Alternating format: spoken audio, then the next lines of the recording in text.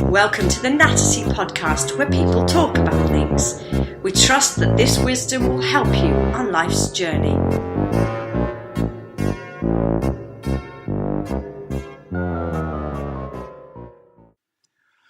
Well, welcome back to the Nattersea podcast. I'm Peter. I'm Jonny. And once again, we are joined by the delightful... Debbie. Yeah. Did you enjoy the last podcast, Debbie? I thoroughly enjoyed it. What did we talk about again? We mainly covered the topic of spleens and the term venting one's spleen. So do you remember anything about the spleen from last week, or not really? Honestly, I didn't ingratiate any of that information whatsoever. I remember that it's on the left side between the 9th and 11th ribs. That's it. So, That's it, and it is between 7 and 14 centimetres long. So okay. 200 grams. You can't say that this is not... This podcast ought to be on the Open University, really. It ought to be. The levels of historical accuracy we brought out from the Ronald Reagan years. Absolutely. If you're listening to this and you work for the Open University, just email info@nattersea.co.uk. Yeah. It'll find its way. Is that an email address that exists? Well, not at the moment, but I still have to make it now. It will. Okay. Now he feels obligated to make it, doesn't he? Yes. Yeah. Because as shared in last week's thing, he is an IT person. He is. A geek, as you referred to him. No, that was merely... Well, yes, I did. Yes, you did. That was venting of the screen. I mean, he's got access to the nuclear codes, but no one to go out with tonight. So he might as well have nuclear war, really, you know. Now, I did, it is true, last week I did use a fact sheet about the spleen organ. I was hoping that neither of you would point it out that I had a bit of paper, but you did rather blow my cover. Because I was attempting, may I say, to pull the wool over people's eyes. Oh. Okay. Which is another phrase that is used. Jonny, what do you understand by pulling the wool over people's eyes? The wool. So I guess it means to deceive somebody, but I don't know why it's specifically wool, because I think any opaque fabric would serve the same purpose. Linen. Linen, denim. You know, anything like this, you could pull over someone's eyes. I mean, if you were going to lie to me, yeah, and you grabbed a load of wool and put it over my eyes, yeah, that might be a pretty heavy sign that something was a bit amiss. It has to be a visual lie, doesn't it? Just, you know, it has to be something, because I could still say something and you could still hear it. I mean, does it have to be wool? No, not at all. I think one of the things about this is that the wool is a metaphor, guys. I'm just throwing that out there. I just think that's important to say at this stage. If somebody is pulling literal wool over your eyes, then yes, that would be, in a sense, you wouldn't have deceived them because you've shown them that you're trying to deceive them. Just to be clear to the listeners, Debbie's not listened to any of the podcasts before. She hasn't really understood. She doesn't really get what we're going for. No. But no, you are right, actually. Like, it is obviously a metaphor for deceiving somebody. Have you ever had the wool pulled over your eyes? Yeah, Debbie. The literal or the figurative wool? Well, it's a metaphor, isn't it? So. Well, yeah, it's obviously a metaphor, Debbie. It's obviously a metaphor. Get with it. Because I have literally pulled wool over my own eyes. You know, when you're wearing a woolly hat, every now and again, you just pull it down on your head. Okay. You know, we've all done that. Now, it's nothing would weird. you, if the listeners were to send in an email, would you send a picture of this to them? I don't know if I have photographic evidence of that. No, but maybe you could make a fresh copy of you with a woolly hat, with the hat pulled over your own eyes. Perhaps I could. I mean, why would you do that? I realise it's cold, but do your eyes get particularly cold in the cold weather? You need to pull it over your eyes? I've never really experienced cold eyes. And maybe the eyes aren't something that you really need to keep warm because balaclavas exist. Oh, that's true. Which cover the entire face, are in a sense a face hat. Yeah. But just a face hat. Just leave the eyes and the mouth. A face hat is a hat placed in significantly the wrong place. Yeah. I mean, Johnny, do your eyes ever get cold? All the time. No, but like my nose gets cold. Okay. My ears get cold. Yeah, But I never walk around going, ooh, my eyes are cold. No, but by the same token, I don't think my eyes get hot either. I've never had sweaty eyes. Because that would be really inconvenient, wouldn't it? That would be inconvenient. We'll have to think about that. I mean, we're doing phrases, you see, like the idiom "seeing eye to eye." You know. Okay.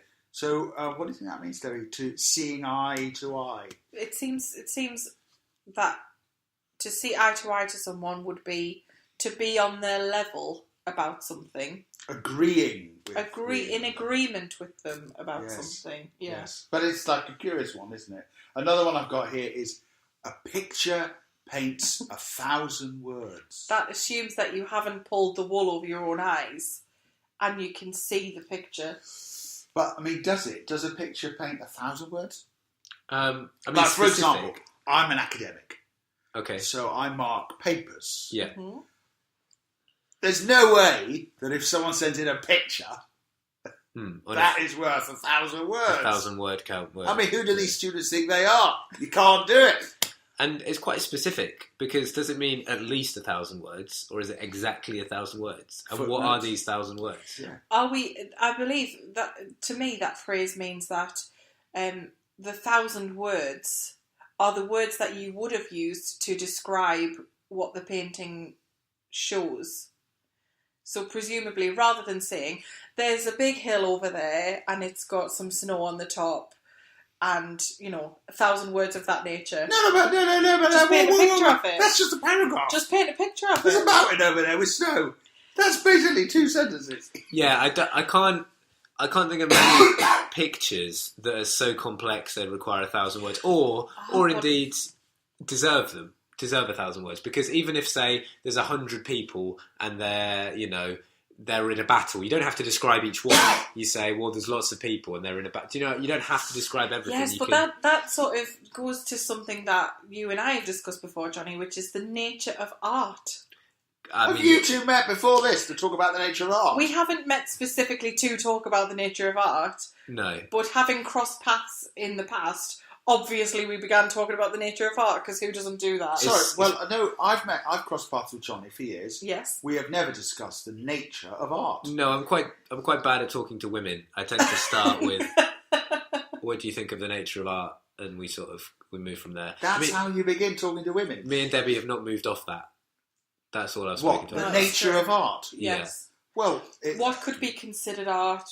Is art subjective, etc.? Right, and what conclusions... We didn't, and that's the point of art, really, actually, that there are no conclusions to draw, because it is subjective. Well, why are you meeting to discuss it if you can't draw any conclusion? Well, we didn't meet, as specified earlier, we didn't meet to talk specifically about the nature of art. As specified earlier, this sounds like we're in court. Had there been a conclusion, we would have had to start talking about something else. Yes, and that's when it runs dry. I mean, this level of confusion, couldn't you have maybe turned it into a picture, which would have painted 1,000 words, and then we wouldn't be able to talk when you about consider a masterpiece, a very sort of well-known masterpiece, let's say the Mona Lisa, right? You could easily spend, I think, 1,000 words describing the intricacy of the image. But I don't think 1,000 words would be any better than a sentence for that, because you could say it's a woman and she looks a bit sad. Like, what are you going to add to that? That could never denote the little smile on her face, the things about that painting that make it. So why is it only worth 1,000 words? Because you're going to need millions of words, if that's what you're saying. Well, you've changed your tune from earlier, is all I can say. I disagree with it, and whatever the reason I disagree with it is up in the air. But I don't know, 1,000 words for some paintings is too many, and perhaps for others, such as the Mona Lisa, is actually too few. Yeah. So I don't think it's ever worth 1,000 words. I'm sorry, I think 5 minutes on this topic is 5 minutes too many. What about the idiom sitting on the fence? Oh, okay. Sitting on the fence. Sounds uncomfortable. I've always thought that. And maybe that's the point. Because I guess the thing is you're between two sides maybe of an argument, or two teams in a contest. You sit on the fence between them. Why have you sat on the fence? Because... Are you trying to discern whether or not the grass is greener on the other side? Oh, don't. We can't do idiom on top of idiom. No, don't do idiom on top of idiom. Well, nobody told me there was rules. We're not going to see eye to eye on this. No, I think often no. you sit on the fence because you want to see... You're still making your mind up, perhaps, which maybe is okay. Or maybe you want to see which side's going to win. It gives you a viewpoint. Yeah. It's a little bit higher up than the grass, isn't it? Here it says, the phrase is used when someone does not want to choose or make a decision. Oh, so it's not just a momentary...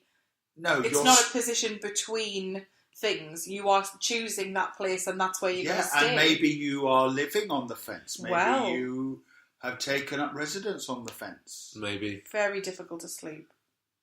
Well, yeah. Very difficult. I mean, if you're listening to this and you have ever slept on a fence, let us know. Let us know.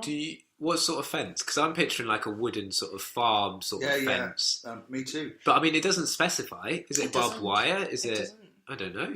I mean, what sort of Picket? What sort of depth can it be? Do you think you've ever sat on the fence, John? I don't really want to give an answer one way or the other. No. Good one. Now, you see, work. that's Very an example good of the kind of comedy gold. Yeah. That really is. Yeah. He doesn't want to give an answer one way or the other. Tickets for my Fringe show will be on sale soon. Well, no, I mean, I feel like a picture of that would have been helpful, though. Okay. I mean, not for radio, obviously. No, I mean, unhelpful for radio. Yeah, but I feel like we would have appreciated it and maybe called it art. Who knows? Maybe. Okay. I mean, what we're doing idioms. What about this one then? Straight from the horse's mouth. Never got this. Why? I can't even understand how that would be. Unless, and I've just thought this. What if you were going to buy a horse and you've not seen it? Sorry. Welcome out. He's just thought this. I've just thought this, guys. Yeah. This has freshly come to you, right? Yeah. It's from the Okay. So you're going to go buy a horse. I'm going to go buy a horse, but I'm not going to go see it first. I've got thousands of horses. I don't have time to go see all the horses I'm going to buy. So I mean, why would you? Oh, exactly. So I send my assistant and I say, "What sound did it make? What noise did it make?" Is that important in horse Very. buying? I mean, is it healthy? Is it unhealthy? If it's a whinny compared to a neigh, that probably what means sort something. of sound does an unhealthy horse make? Well, Johnny? that's you exactly tell me. the question I was going to ask. Do you want me to? I'd like to know. So that's a sort of lower pitch. I than can't. the I normal. don't. I haven't heard that straight. Again, from the horse's again, mouth, again. though. Okay. Again. Sorry, that's a healthy horse. No, that's is an it? unhealthy Unhealthy horse. horse. Oh, forgive my ignorance. Well, yeah. And what would a healthy horse sound like? I want to assure the listeners that a horse does not come in the room. No. And that's straight Wow. from. Yeah, Straight so I from think the horse's mouth. no, I think maybe that's what it is. That actually, What? it's better to hear the whinny or the neigh from the horse's mouth rather than have someone try and relay it to you. So what? Oh. So you go up to the horse and you want it to speak. Well, And not this is how you're speaks a gonna bit judge. strong. Well, I don't think it's that strong. Maybe you know how we use the expression "yay" or "nay." I mean, yeah. Maybe obviously some of us don't use that expression, but when people say "yay" or "nay," I wonder if that relates to a horse's neigh. Okay, or And a if yay. you're saying no to something, maybe they're saying, "I want to hear the neigh from the horse's mouth." Johnny, I'm just going to ring the police. All right, just on that one, in case Debbie needs to go off for the evening to a Okay. hospital. Sure. A hospital. Yay or nay? Yeah, does nobody use that expression, "yay" or "nay"? Uh, What say you? We're not in the 14th Yeah, century. yay or nay? what say you? Are we in the Merchant of Venice? What say you, my lord? Well, I do think people say "yay" or "nay." I mean, what we could do is, just the three of us, tomorrow here at work, we could all try using Shakespearean expressions. Which one would you go for, just off the top of your head? Oh, off the top of my head. Well, I'd need to have Johnny help me, really. I need to get it from the horse's mouth. I mean, I'm not the horse in this. Shakespeare himself would be the horse. I think somebody should definitely use the expression, "I bite my thumb at you, sir." Yes. Do you quarrel, sir? Really? Quarrel, sir? But I do bite my thumb, sir. I mean, I thought of going down into reception tomorrow and going through the entire dagger scene from Macbeth. Oh, that is a good scene, though, isn't it? That is Just a for good the sake scene. of Johnny, who doesn't really know it, just explain what that scene is. It's when I believe Macbeth is lamenting the murderous acts he has committed. I think it's before he actually does it. Oh, okay. Spoiler. Is this spoilers? If you haven't seen Macbeth, I mean, you have had over 500 years, so I apologise, but he does see a dagger before him. Yeah. Is this a dagger I see before me? I wonder how they did that on stage in the 16th century. Well, dangled it on a rope or something. I actually saw a production of Macbeth once where they had swords dangling from the ceiling. There you go. Yes. And in the sword fights, they struck the other swords in a very terrifying manner. Imagine if you're backstage and you haven't got the dagger, but you have got a fork, because you've just had something from the garage. Yeah. And imagine he said, "Is this a fork? I see. Is this a spoon? I see before me the handle towards my. Come, let me touch thee. I have thee not, and yet I see thee still. It's like art thou not a dagger of the mind?" I mean, I could. It's like being in a room with Ian McKellen. Well, it's better than being in a room with a hot. Do that sick horse again, John. It's all right. I'll straighten my face. Come on, which one? And the healthy horse. I mean, sorry, Debbie. I can't really tell the difference between those two. I mean, just one sounds jollier than the other. It's mainly volume that's the difference. That's one horse neighing and the other one having a bit of a chuckle. Yes, yeah. Maybe he's chuckling at the misfortune of the other horses. Johnny, where did you get this explicit information? As I may have revealed on the podcast before, my grandfather owned horses when I was growing up. That makes you sound quite posh there, Johnny, doesn't it? Yeah, no, I know. I understand. Your grandfather owned horses? It still does, actually. And alpacas. Are you a member of the royal family? Or? No, I mean, we had this discussion in a previous episode. We can have it again, but, Also, Johnny's grandmother did teach Princess, one of them, I can't remember which Princess one. Beatrice elocution, she taught. Briefly. No! Briefly. Yeah. Why did she teach you? Good question. What does she teach you? Now, I've just done an elocution with Princess Beatrice. Oh, hello, Johnny. Let's do animal noise. the classic topic for elocution lessons. She covered lots of subjects. It was great. Right. So how did she get that job? So she was an elocution teacher. Well, that's the first thing you need to be in order to teach elocution. But she, in her later years, mainly did supply work, and Princess Beatrice's and other people. Like, I'm sure there are other people in the class. Well, maybe there weren't other people in the class. Her regular teacher was ill or unwell or away on a course or something, right? And Nana was invited in to fill the gap, and so she ended up teaching Princess Beatrice and others. You would think that if anybody didn't need elocution lessons, it would be members of the royal family. But you only think that because they have good elocution, and they only have good elocution because someone's taught them good elocution. Well, Johnny. So are you saying that your grandma? Nana, we call her. Your Nana? Yeah. Okay. Yeah, I mean, it is hard, isn't it? So we call them granny, nanny, whatever. So it was a one-off event. Yeah. So she didn't want her back after that? No, she didn't get invited back. No, I mean, I'm not trying to draw any conclusions here. No, that's fine. But she got one chance to impress Princess Beatrice. Yeah. Maybe that's all she needed. Johnny's Nana is such a good elocution teacher that they covered off all of the topics, the horse sounds and everything in that one lesson, and she didn't need any more after that. How much does it cost to pay for elocution lessons, Johnny? I think when you're a princess, you can sort of have it for free. Well, they're the people who can afford it. Well, this is the problem we have here. Are you telling me that Princess Leia had elocution lessons for free from Governor Tarkin? The Emperor almost certainly did. How feeble skin. He enunciated beautifully. He really did. Afraid to deflect a shield will be quite Scottish when your friends arrive. So are you telling me that Princess Leia? Leia, yeah. Because she is quite posh, isn't she, Princess Leia? Governor Tarkin. Yeah, she's quite well spoken, isn't she? Very well spoken. Slight American accent. You're my only hope. Yes. Yeah. It is very, very... I mean... You're kind of short for a stormtrooper. Can you exclusively reveal... We're about to end this podcast, but... Yeah. Can you exclusively reveal whether or not your Nana. I've covered that. Gave elocution lessons to Princess Leia. Is that what you are suggesting? I mean, I know you're not openly saying it, but I'm reading between the lines here. Okay. Maybe we can cover reading between the lines on another Yeah. show. I'm not suggesting that, but neither am I denying it. Oh. So I'm not going to confirm or deny. Controversial. You might possibly think that. I couldn't possibly comment. You and possibly on that comment. bombshell. Yeah. So Johnny's nan trained Princess Leia to say Governor Tarkin. Wonder how much she paid for that. Well, the princesses don't need to pay anyone. No, We've covered this off. She paid a lot. Originally, she had 3 buns on her head. Okay. And she sold one off. She did in hair. She had a home planet as well. She did have a home planet. Let's not go there. It's too soon. And on that bombshell, I've been Peter. I've been Jonny. And I've been Debbie. Thanks for listening. Bye-bye.